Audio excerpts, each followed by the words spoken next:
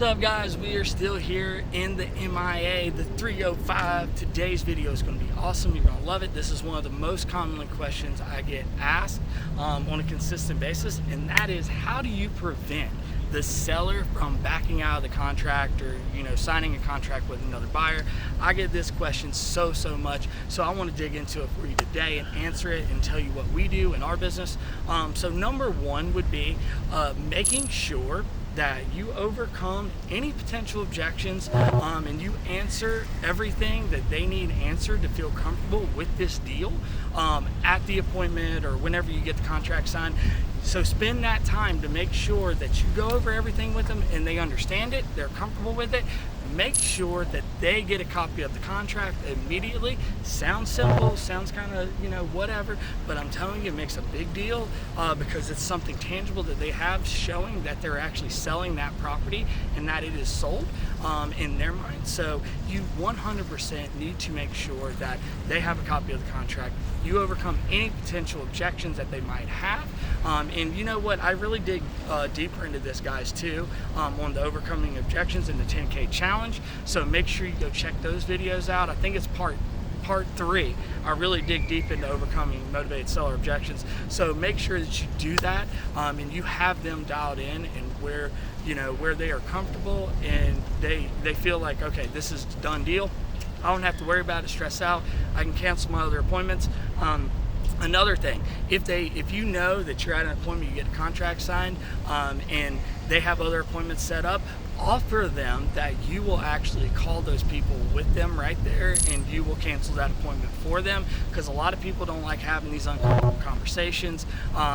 Canceling the appointment, they know they're going to be sold, right? Someone's going to try to hard sell them on the other end of the phone to keep that appointment or keep that deal in play. So some people just don't like that and it makes them really uncomfortable, so they would rather go ahead and meet with that person even though they've already signed a contract with you. And then what'll happen is, if it's a really good salesperson that comes in there, then they could potentially find out what it's under contract for, beat it, and convince them into signing a contract with them, even though it's unethical.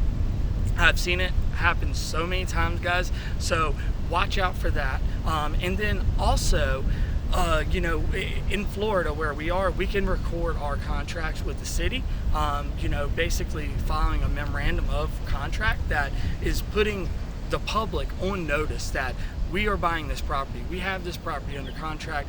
We control the interest, the equitable interest in it. And then that way, if someone else signs a contract with that seller, and if the title company or attorney's office is doing their job, when they pull title, that will show up, and then they will have to contact you to either get that released, sell you the property, or however you want to proceed. But if you can do that in your state, make sure you are doing that, especially with a seller that you feel is a little wishy-washy and you're not too sure about.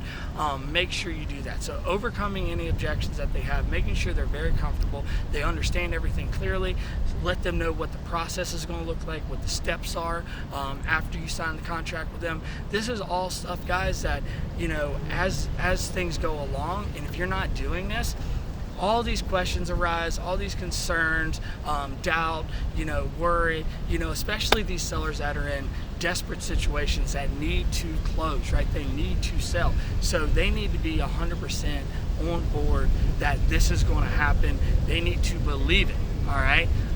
So make sure you're doing that. Make sure you're recording that contract. And then also, just how you present everything to them, how you speak with them, your mannerisms, everything.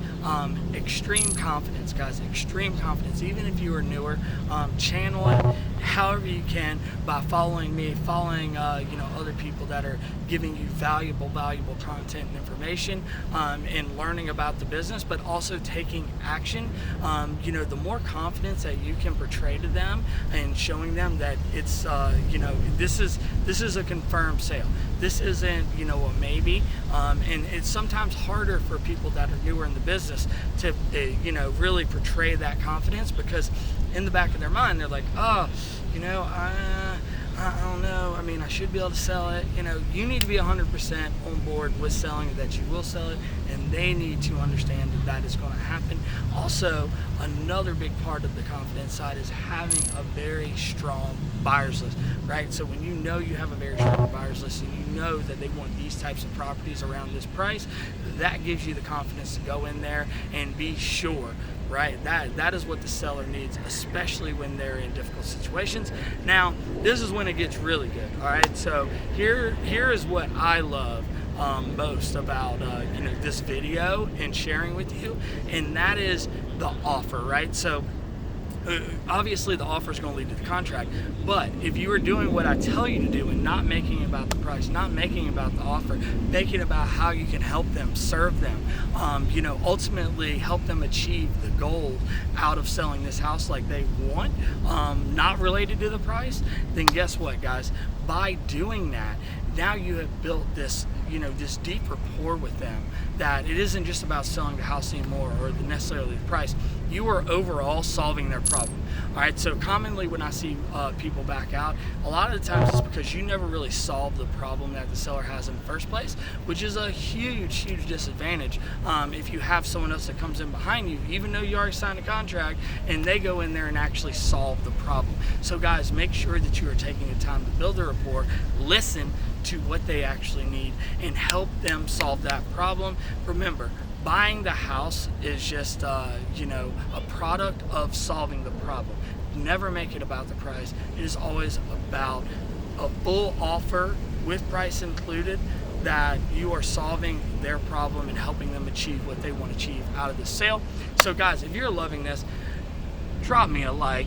Let me know in the comments below what you need help with, what you want me to talk about next, and also guys, make sure you're subscribed, right? So if you haven't yet, make sure you check out the 10K challenge as well. It's still up on the channel as of now. I will be taking it down.